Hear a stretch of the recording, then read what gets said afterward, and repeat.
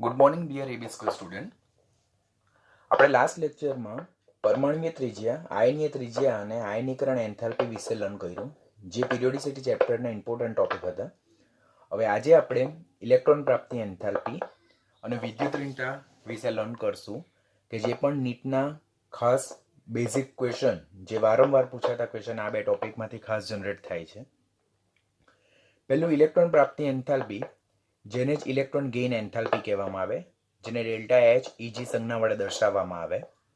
હવે ઘણી વખત ક્વેશ્ચન જ્યારે બનાવવામાં આવે તો એ લોકો ઇલેક્ટ્રોન પ્રાપ્તિ એન્થાલ્પી શબ્દ ન મૂકતા જો સંજ્ઞા આપે કે આપેલ તત્વોને આ ડેલ્ટા એચ ઇજીના ચડતા ઉતરતા ક્રમમાં ગોઠવો, તો ત્યારે તમને ખબર હોવી જોઈએ કે this is a symbol of electron gain enthalpy. Point number 1. Point number 2, વ્યાખ્યા, કે જ્યારે વાયુરૂપ તટસ્થ પરમાણુમાં એક ઇલેક્ટ્રોન દાખલ કરીને વાયુરૂપ ઋણ આયન બનાવવામાં આવે ત્યારે જે એન્થાલ્પીનો ફેરફાર થાય તેને ઇલેક્ટ્રોન પ્રાપ્તિ એન્થાલ્પી કહેવામાં આવે. હવે again I am repeating the definition.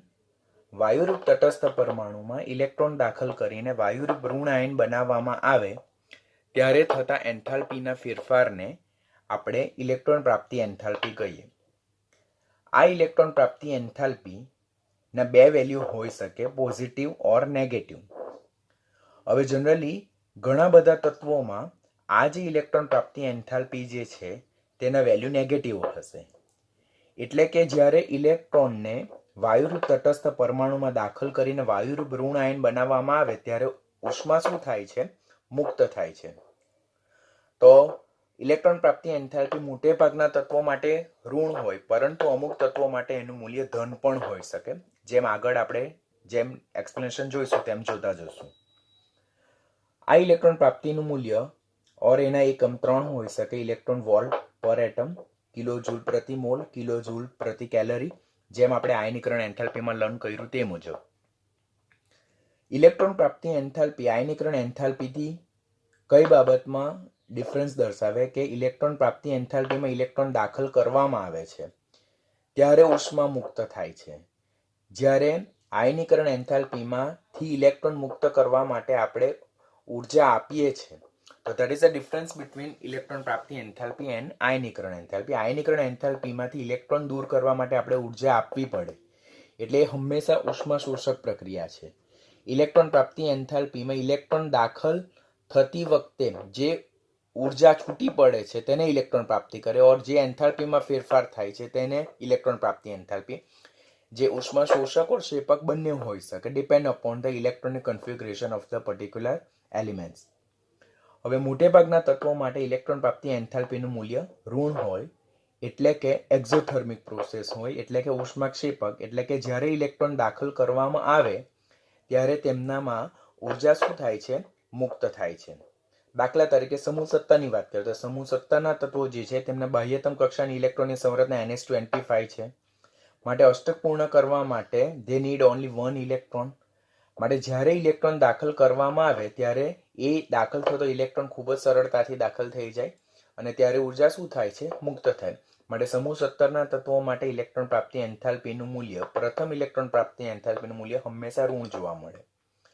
પરંતુ સમૂહ 18ના તત્વોની જો વાત કરીએ તો સમૂહ 18ના તત્વો અને અમુક તત્વો લાઈક નાઇટ્રોજન, તેના માટે ઇલેક્ટ્રોન પ્રાપ્તિ એન્થાલ્પીના મૂલ્ય ધન જોવા મળે. ધેટ્સ અ એન્ડોથર્મિક પ્રોસેસ, એટલે કે ઉષ્મા શોષક પ્રક્રિયા. તો શા માટે એવું?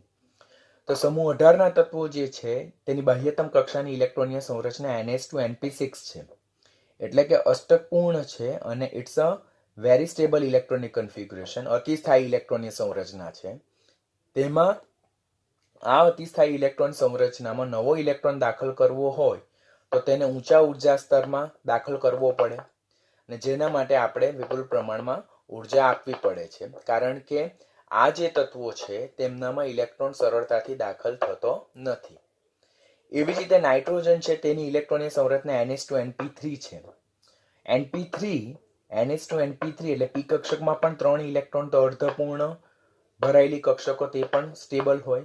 તો તેમાં બી ઇલેક્ટ્રોન દાખલ કરવો હોય તો એ સ્થાયીમાંથી અસ્થાયી બને, પરિણામે ઇલેક્ટ્રોન દાખલ કરવા માટે ઉર્જા આપવી પડે.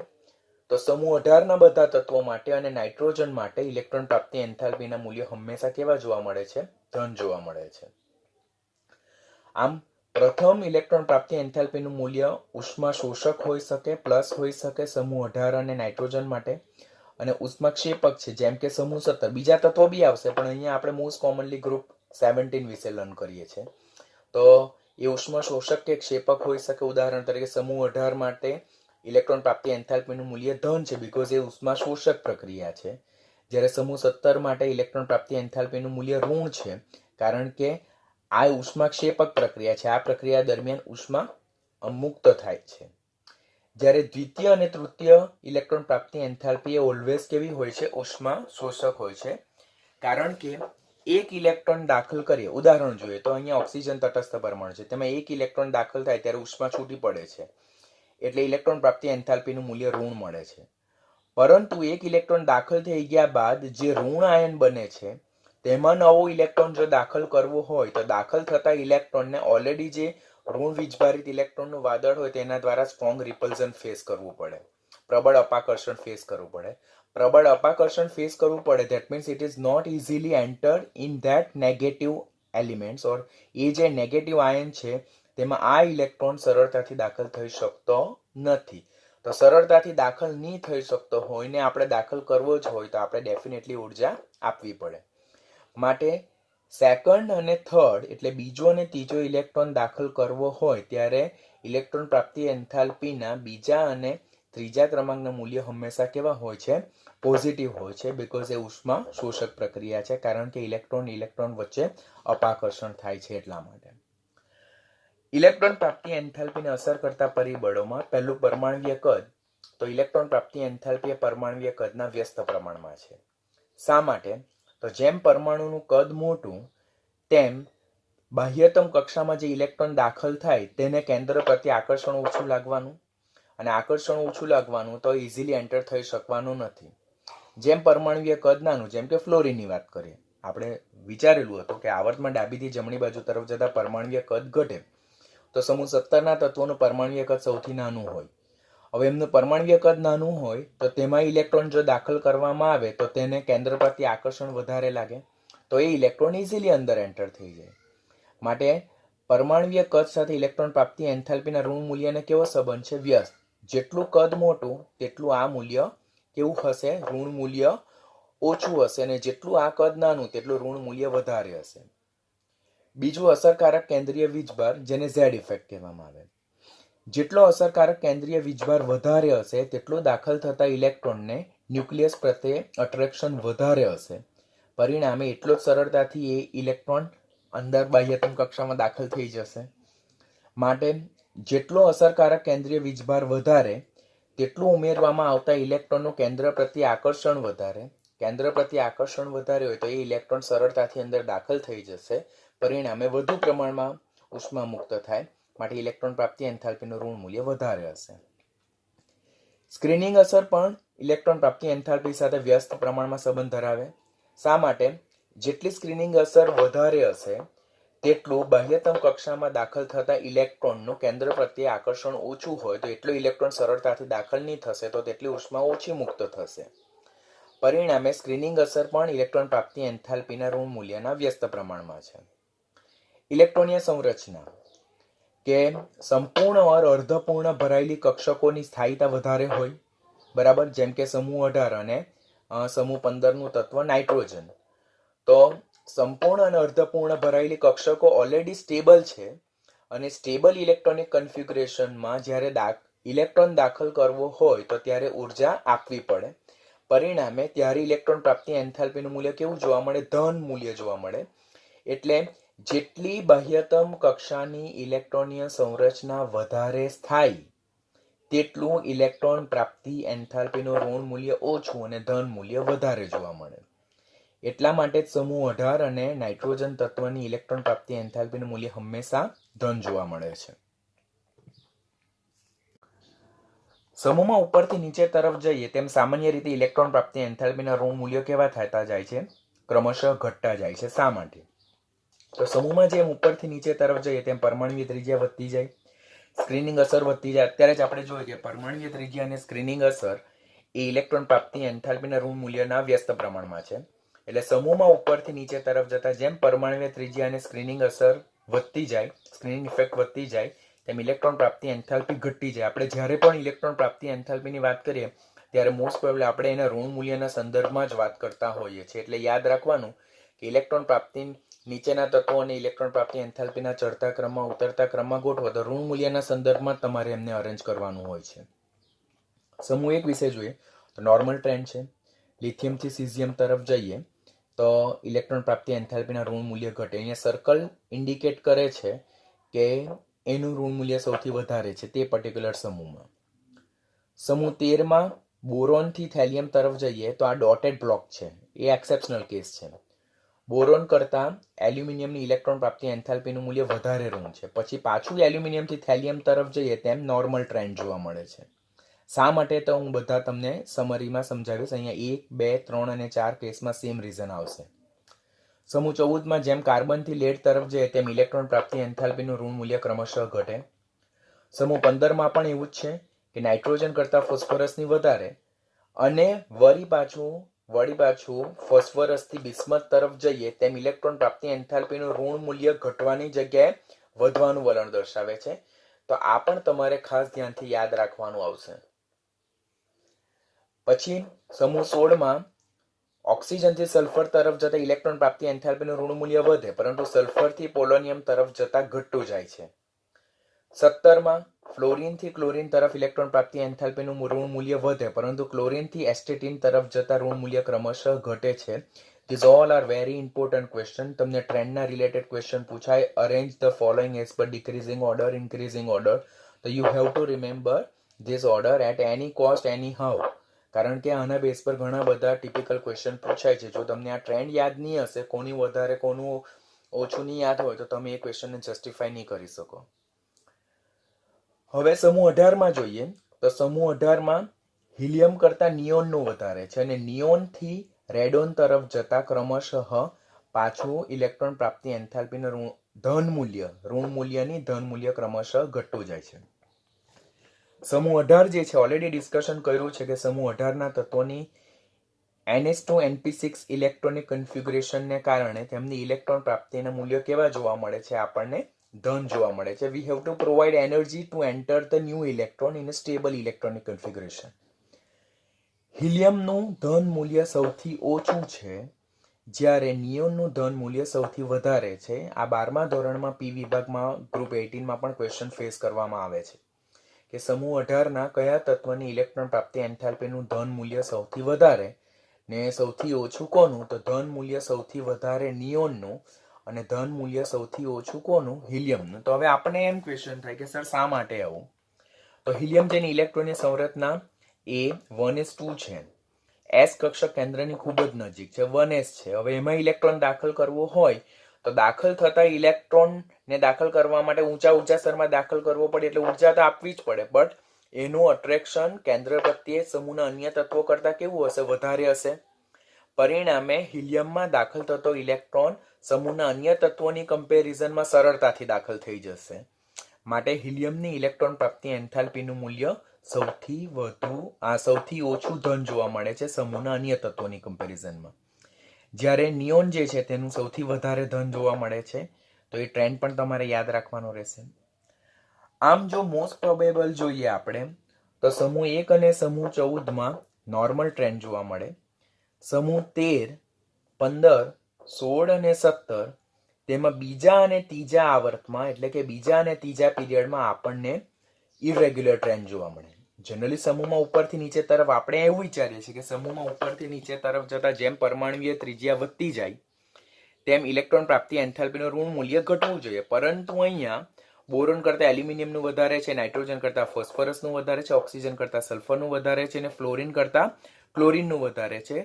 તો that's a very typical question that is always ask in competitive exam. તો શા માટે એવું? તો નાઇટ્રોજન છે, ઓક્સિજન છે, ફ્લોરિન છે. આપણે કોમનલી વાત કરીએ ઓક્સિજન અને ફ્લોરિનની વાત કરીએ તો ઓક્સિજન અને ફ્લોરિનમાં દાખલ થતો ઇલેક્ટ્રોન 2pમાં દાખલ થાય છે, જ્યારે સલ્ફર અને ક્લોરિનમાં નવો દાખલ થતો ઇલેક્ટ્રોન 3pમાં દાખલ થાય છે.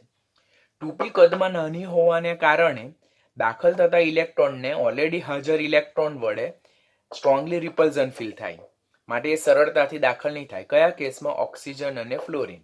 Are you getting what I am saying?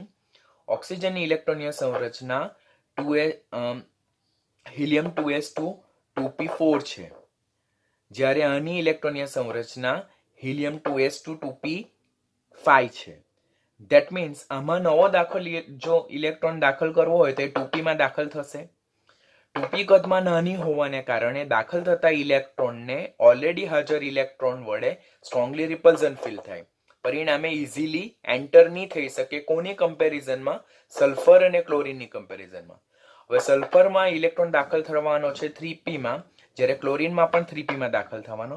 2p કરતા 3p કદમાં મોટી હોવાને કારણે દાખલ થતો ઇલેક્ટ્રોન 2p ની કમ્પેરિઝનમાં 3p માં ખૂબ જ સરળતાથી દાખલ થાય. માટે આ કેસમાં જે ઉર્જા છે તે વધારે મુક્ત થશે જ્યારે ઇલેક્ટ્રોન દાખલ થશે.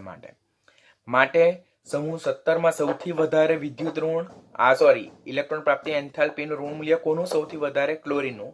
સમૂહ 16 માં સલ્ફરનું, સમૂહ 15 માં ફોસ્ફરસનું અને સમૂહ 13 માં એલ્યુમિનિયમનું. આ જેટલા બધા પોઈન્ટ મેન્શન કરેલા છે that's all are very important. એમનો ચડતા ક્રમ ઉતરતા ક્રમના બેઝ પર તમને 4 એલિમેન્ટ આપે, કોનો સૌથી વધારે, કોની સૌથી ઓછી. તેમને પછી સેમ સમૂહના નહીં આપેલા હશે, જુદા જુદા સમૂહના આપેલા હોય, જુદા જુદા આવર્તના. જેમ કે સપોઝ અહીંયા જ ઇક્વેશન બનાવીએ આપણે કે ઓક્સિજન, ફ્લોરિન, સલ્ફર અને ક્લોરીન 4 તત્વો આપેલા હશે. તેમાંથી સૌથી વધારે ઇલેક્ટ્રોન પ્રાપ્તિ એન્થાલ્પી કોની અને સૌથી ઓછી ઇલેક્ટ્રોન પ્રાપ્તિ એન્થાલ્પી કોની? તો જોઈએ તો ઓક્સિજન કરતા ફ્લોરિનની ઇલેક્ટ્રોન પ્રાપ્તિ એન્થાલ્પીનું ઋણ મૂલ્ય વધારે હશે. તેવી જ રીતે સલ્ફર કરતા ક્લોરીનની ઇલેક્ટ્રોન પ્રાપ્તિ એન્થાલ્પીનું ઋણ મૂલ્ય વધારે હશે. હવે આપણે જો જોઈએ તો અહીંયા એરો જે છે, બોથ પોઈન્ટ વાળો એરો જે છે, તો સૌથી વધારે કોના તરફ છે? ક્લોરીન. એટલે સૌથી વધારે ઇલેક્ટ્રોન પ્રાપ્તિ એન્થાલ્પી કોની હશે? ક્લોરીનની હશે. સૌથી ઓછી ઇલેક્ટ્રોન પ્રાપ્તિ કોની હશે? ઓક્સિજનની. આ નીટમાં પૂછાયેલો ક્વેશ્ચન છે, તો ખાસ કાળજી રાખવાની. આમ આપેલ ટેબલમાં જે સર્કલ છે તે ઇલેક્ટ્રોન પ્રાપ્તિ એન્થાલ્પીનું સૌથી વધુ ઋણ મૂલ્ય દર્શાવે જે તે સમૂહમાં, અને જે ડોટેડ બ્લોક જે છે તો તે એક્સેપ્શનલ કેસ છે. સમૂહ 15 બી ડોટેડ બ્લોકમાં મૂકી શકાય, પરંતુ સરળતા માટે આપણે અંદર મૂક્યું નથી, તે પણ તમારે યાદ રાખવાનું. સમૂહ 15 માં ઉપરથી નીચે તરફ જતા ઇલેક્ટ્રોન પ્રાપ્તિ એન્થાલ્પીનું ઋણ મૂલ્ય ક્રમશઃ વધે છે. સામાન્ય રીતે ઘટવું જોઈએ, પરંતુ અહીંયા વધે છે, તે યાદ રાખવાનું. સમૂહ 13 માટે જો નોર્મલ ટ્રેન્ડ જોઈએ તો સૌથી ઓછી ઇલેક્ટ્રોન પ્રાપ્તિ એન્થાલ્પીનું ઋણ મૂલ્ય કોનું? બોરોનનું. સૌથી વધારે એલ્યુમિનિયમનું. સમૂહ 15 માં સૌથી વધારે બિસ્મથનું ઋણ મૂલ્ય. સૌથી ઓછું કોનું? નાઇટ્રોજનનું. આ ટ્રેન્ડ તમારે કમ્પલસરી યાદ રાખવાના છે. સમૂહ 16 માટે sulphur is greater than selenium is greater than tellurium is greater than polonium is less than oxygen. એટલે સૌથી ઓછું ઋણ મૂલ્ય કોનું? ઓક્સિજનનું. સૌથી વધારે સલ્ફરનું. સમૂહ 17 માં સૌથી વધારે ક્લોરીનનું. સૌથી ઓછું એસ્ટેટિન. આયોડિન પણ આપે, એસ્ટેટિન નહીં આપે, because astatine is a radioactive element. અને સમૂહ 18 માં સૌથી વધારે ધન મૂલ્ય કોનું? નિયોનનું. અને સૌથી ઓછું ધન મૂલ્ય કોનું? હિલિયમનું. તો that is most important question for NEET exam about electron gain enthalpy. એટલે આ બધા ટ્રેન્ડ અને આ જે સિક્વન્સ છે તે તમારે ખાસ યાદ રાખવાના. That's the important one. હવે સામાન્ય રીતે આ તો સમૂહની વાત કરી કે સમૂહમાં ઉપરથી નીચે તરફ જતા પરમાણ્વીય ત્રિજ્યા સ્ક્રીનિંગ અસર જેમ વધતી જાય તેમ ઇલેક્ટ્રોન પ્રાપ્તિ એન્થાલ્પી નું ઋણ મૂલ્ય ક્રમશઃ ઘટતું જાય સામાન્ય રીતે. But there are many exceptional case in the same case. સામાન્ય રીતે આવર્તમાં ડાબીથી જમણી બાજુ તરફ જઈએ તેમ જેમ પરમાણ્વીય ત્રિજ્યા ઘટતી જાય, ઝેડ ઇફેક્ટ વધતી જાય, તેમ જે ઇલેક્ટ્રોન પ્રાપ્તિ એન્થાલ્પી છે તેનું ઋણ મૂલ્ય ક્રમશઃ કેવું થતું જાય? વધતું જાય છે સામાન્ય રીતે. આપણે સેકન્ડ અને થર્ડ આવર્તની જ વિશે ખાસ લર્ન કરવાનું હોય, બીકોઝ જે એલિમેન્ટનું ઇન્ક્રીઝિંગ ડિક્રીઝિંગ ઓર્ડર છે તે સેકન્ડ અને થર્ડ પીરિયડના રિલેટેડ જ ખાસ નીટની એક્ઝામમાં પૂછાય છે. તો અહીંયા લિથિયમનું જોઈએ તો -60, beryllium +66, boron -23 exceptional case, carbon -122, nitrogen 31, oxygen -141 અને ફ્લોરિન -328. અહીંયા લિથિયમનું -60 છે અને ફ્લોરિન -328. એટલે જોઈએ તો -60, -122, -141 અને -328. તો જેમ આવર્તમાં ડાબીથી જમણી બાજુ, બીકોઝ નીટમાં એ લોકો જે ટ્રેન્ડ જે છે particular in group and particular in period, એટલે સમૂહમાં ઉપરથી નીચે તરફ જતા, આવર્તમાં ડાબીથી જમણી બાજુ તરફ જતા જે ટ્રેન્ડ જોવા મળે તેના રિલેટેડ પણ ટ્રુ અને ફોલ્સ અને કયું સાચું કયું ખોટું કયું એપ્રોપ્રિએટ એસર્શન રિઝનિંગના રિલેટેડ ક્વેશ્ચન પૂછે તો સામાન્ય વર્તણૂક તો હંમેશા યાદ રહેવી જ જોઈએ આપણને કે ડાબીથી જમણી બાજુ તરફ જતા જેમ પરમાણુય ત્રિજ્યા ઘટે, ઝેડ ઇફેક્ટ વધે, તેમ ઇલેક્ટ્રોન પ્રાપ્તિ એન્થાલ્પીનું ઋણ મૂલ્ય ક્રમશઃ વધતું જાય છે. તો that is clearly indicated by the value. Value you are not going to remember, just you have to remember that that is going to increase. What? Negative value. તો -60 થી -328 તો ઋણ મૂલ્ય ક્રમશઃ વધે એટલે આવર્તમાં ડાબીથી જમણી બાજુ તરફ જતા ઇલેક્ટ્રોન પ્રાપ્તિ એન્થાલ્પીનું ઋણ મૂલ્ય ક્રમશઃ વધતું જાય, ઇલેક્ટ્રોન પ્રાપ્તિ એન્થાલ્પી વધતી જાય છે. તો તમને એમ થાય કે સર અહીંયા બેરેલિયમ તો +66 છે, નાઇટ્રોજન તો +31 છે, બરાબર, નિયોન તો 116 છે. તો that's a positive value. Why we have mention the positive value? That's due to their stable electronic configuration. બેરેલિયમમાં NH2, નાઇટ્રોજનમાં NH2NP3 અને નિયોનમાં બાહ્યતમ કક્ષા NH2NP6. That's all are stable electronic configuration. અને એમાં ઇલેક્ટ્રોન જો દાખલ કરવો હોય તો we have to provide the energy. માટે એ લોકોના વેલ્યુ એક્સેપ્શનલી કેવા આવે છે? પોઝિટિવ આવે છે. તો તમારે સેકન્ડ અને થર્ડ માટેના વેલ્યુની યાદ રાખો તો ચાલે, પણ તો ટ્રેન્ડ હંમેશા યાદ રાખવાનું.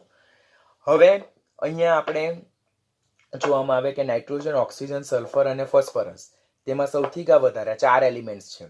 તેમાં તમને પૂછવામાં આવે સૌથી કા વધારે ઋણ મૂલ્ય કોનું અને સૌથી ઓછી ઇલેક્ટ્રોન પ્રાપ્તિ એન્થાલ્પી કોનું? વેરી ઇમ્પોર્ટન્ટ, નીટમાં પૂછાયેલો ક્વેશ્ચન. તો ઓક્સિજન કરતા સલ્ફરની વધારે અને ફોસ્ફરસ કરતા સલ્ફરની વધારે, એટલે સૌથી કા વધારે કોની? આપણે ક્વેશ્ચન શું પૂછવામાં આવે છે? નાઇટ્રોજન, ઓક્સિજન, ફોસ્ફરસ અને સલ્ફર તેમાં સૌથી કા વધારે કોની ઇલેક્ટ્રોન પ્રાપ્તિ એન્થાલ્પી? તો જો 31, -141, -200, -74, તો સૌથી વધારે કોની?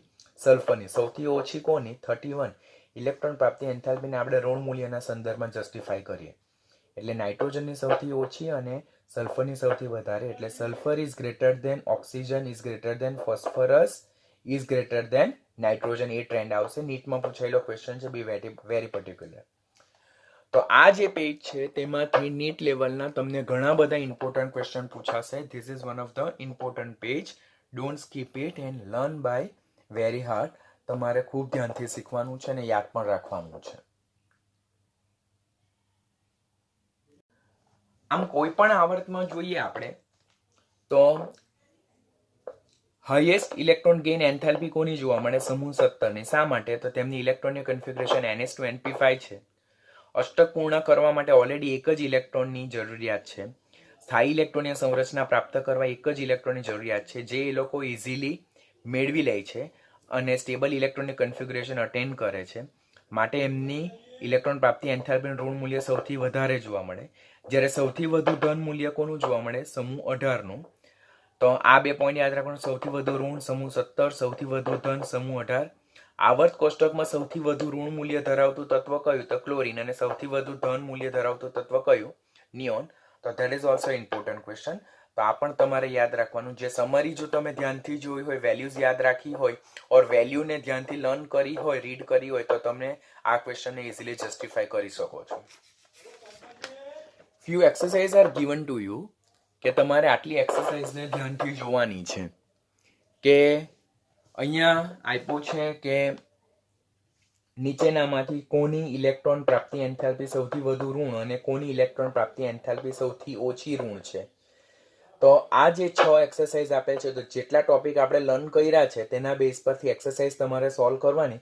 એક્સરસાઇઝનો આન્સર નીચે ઓલરેડી મેન્શન કરેલા છે, તમારે ધ્યાનથી જોઈ લેવાનું. જો ટોપિકને તમે ધ્યાનથી લર્ન કર્યું હોય તો એના આન્સર તમારા ક્લિયરલી ઇન્ડિકેટ થશે. First we are only seeing the exercise, એને આન્સર સોલ્વ કરશો જાતે, પછી તમારા જે આન્સર આવે છે તે નીચેના આન્સર સાથે તમે વેરીફાઈ કરશો. This is important exercise for your NEET purpose. આટલું લર્ન થઈ ગયા બાદ નેક્સ્ટ ટોપિક જે આવે છે તે આપણો વિદ્યુત ઋણતા.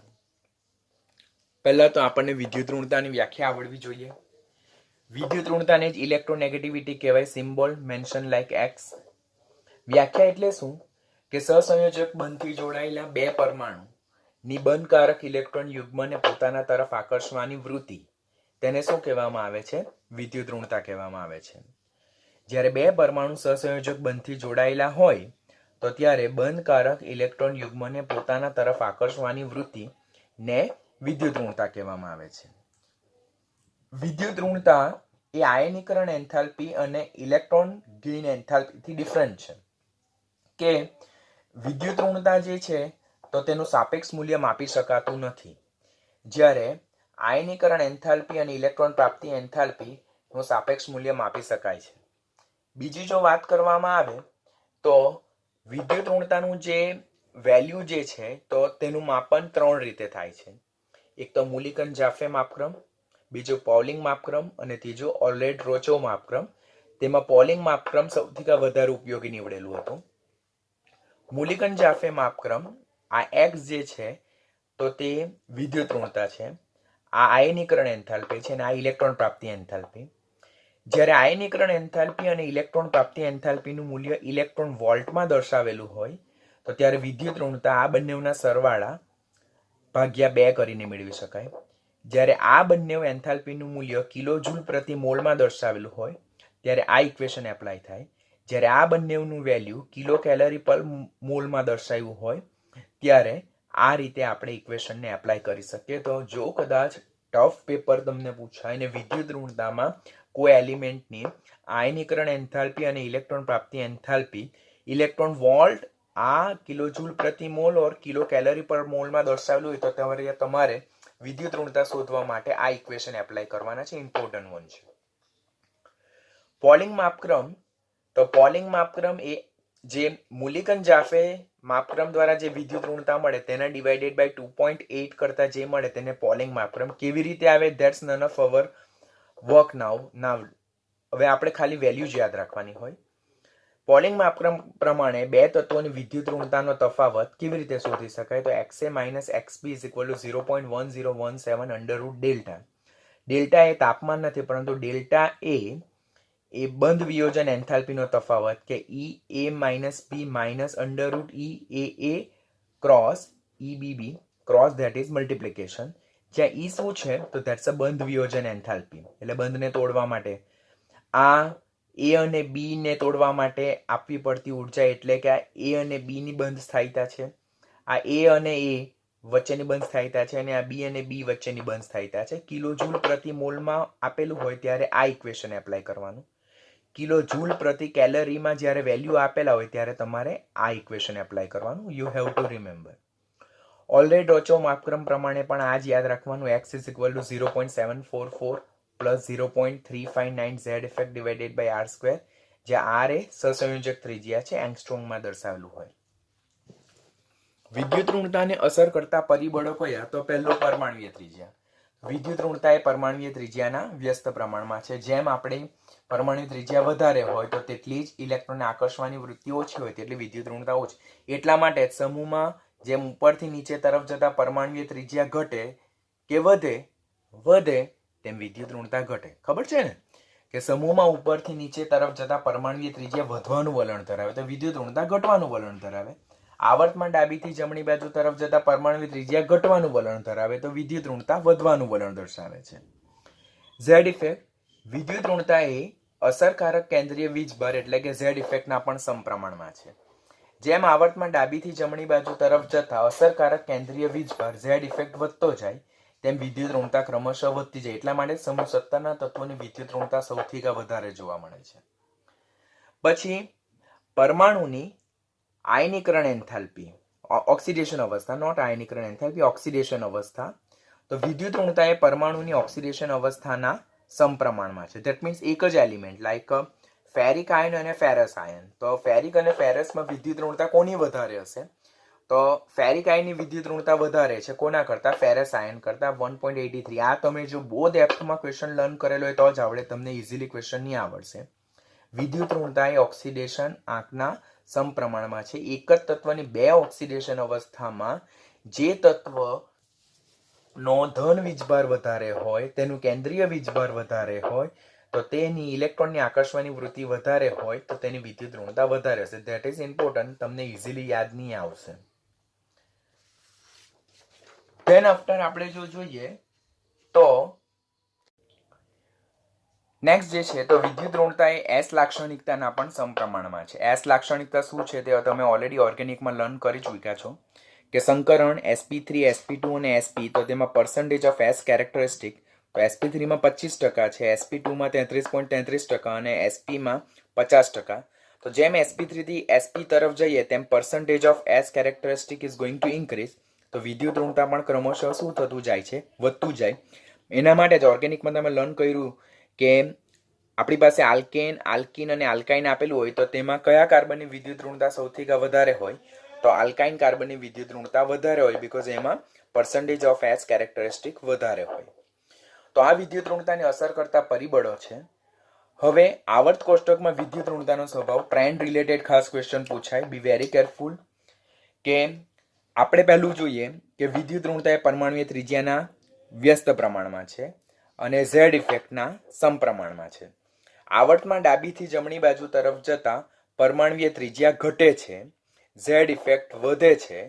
તો વિદ્યુત ઋણતા ક્રમશઃ શું વલણ દર્શાવશે? વિદ્યુત ઋણતા ક્રમશઃ વધવાનું વલણ દર્શાવે. માટે કોઈ પણ આવર્તમાં સે ફોર એક્ઝામ્પલ સેકન્ડ પીરિયડ વિદ્યુત ઋણતાના વેલ્યુ તમારે યાદ રાખવાના આવશે. બીજા અને ત્રીજા પીરિયડના ખાસ યાદ રાખવાના, એટલા તમને મોસ્ટ ઇમ્પોર્ટન્ટ નેસેસરી છે. તો લિથિયમ 1 છે, બેરેલિયમ 1.5 છે, બોરોન 2 છે, કાર્બન 2.5, નાઇટ્રોજન 3, ઓક્સિજન 3.5 અને ફ્લોરિન 4.5 નું એડિશન છે એટલે યાદ રહી જ જશે તમને.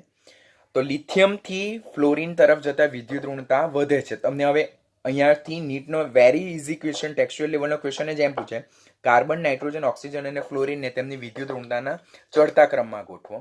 તો આ સાદો જ ક્રમ છે, એમાં નથિંગ ટુ રિમેમ્બર સ્પેશિયલી, કંઈક એક્સ્ટ્રા યાદ રાખવાની જરૂરિયાત નથી.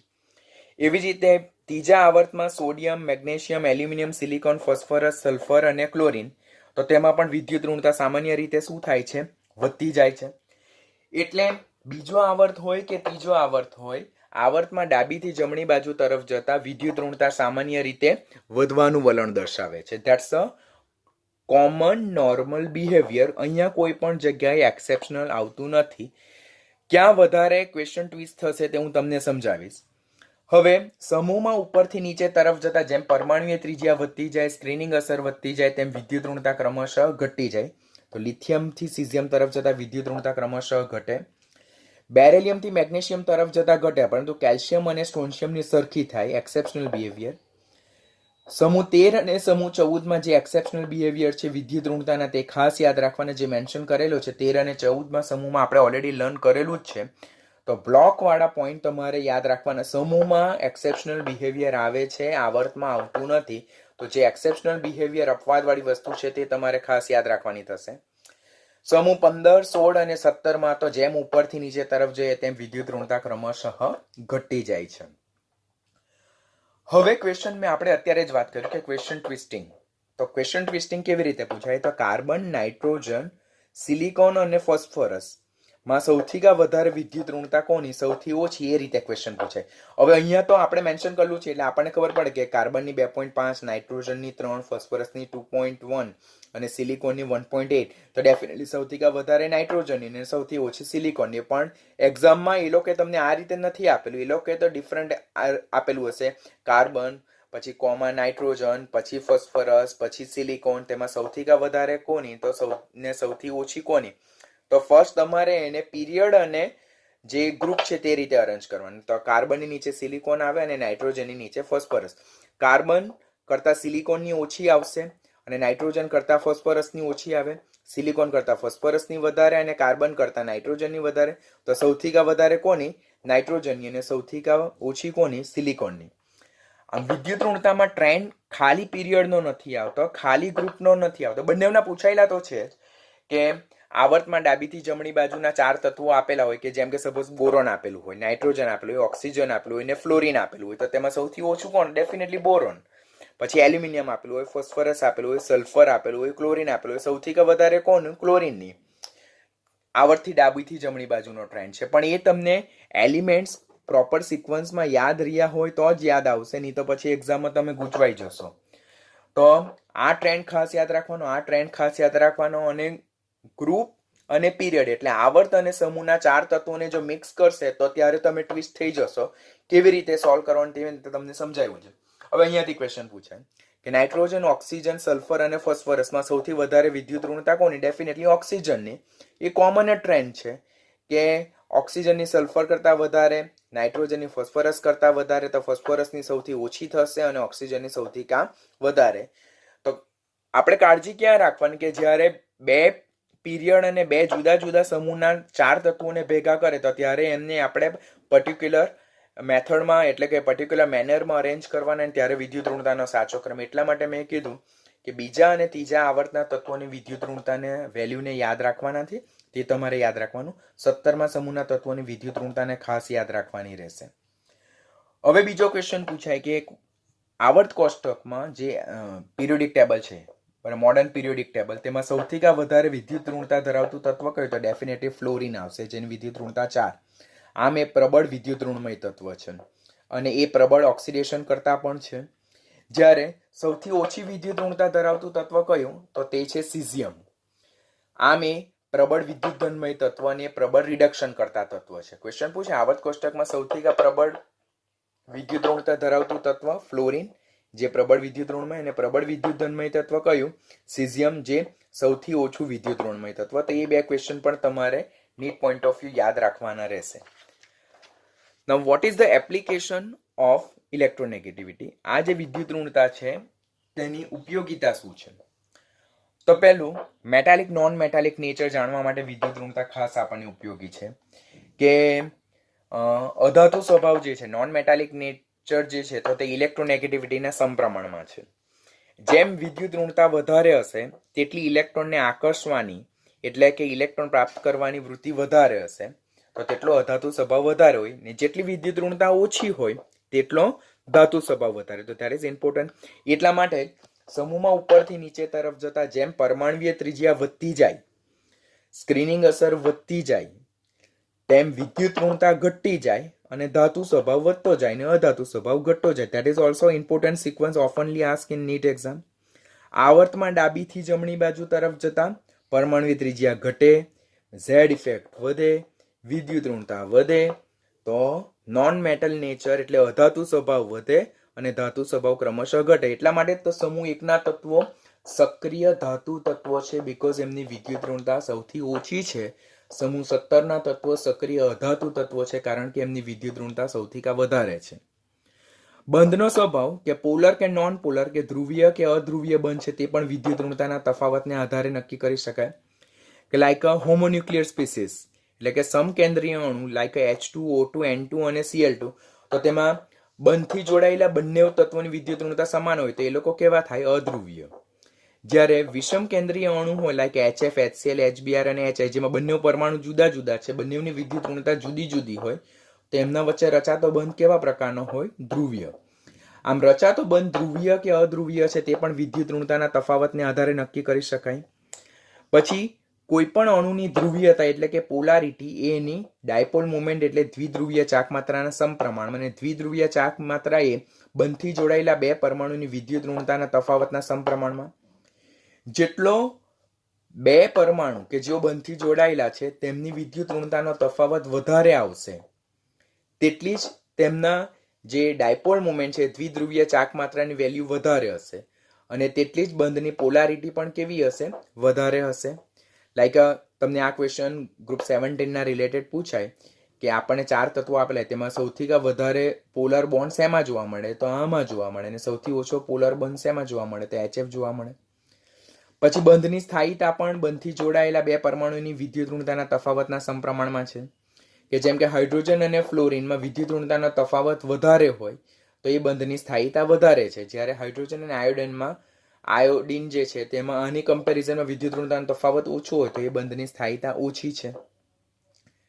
બીજું, વિદ્યુત ઋણતા જે છે તો તેના તફાવતને આધારે આપણે બંધનો સ્વભાવ એટલે કે કોવેલેન્ટ ઓર આયોનિક નેચર પણ નક્કી કરી શકે, સહસંયોજક અને આયનીય સ્વભાવ પણ નક્કી કરી શકે. કે જો બે તત્વો કે જેઓ બંધથી જોડાયેલા છે તેમની વિદ્યુત ઋણતાનો તફાવત 1.9 કરતા ઓછો હોય તો એ બંધ મોટે ભાગે કેવો હશે? સહસંયોજક એટલે કોવેલેન્ટ નેચરનો હશે. જો બંનેની વિદ્યુત ઋણતા સરખી હશે ઓર 1.9 અરાઉન્ડ હશે તો એ 50% આયનીય અને 50% સહસંયોજક હશે.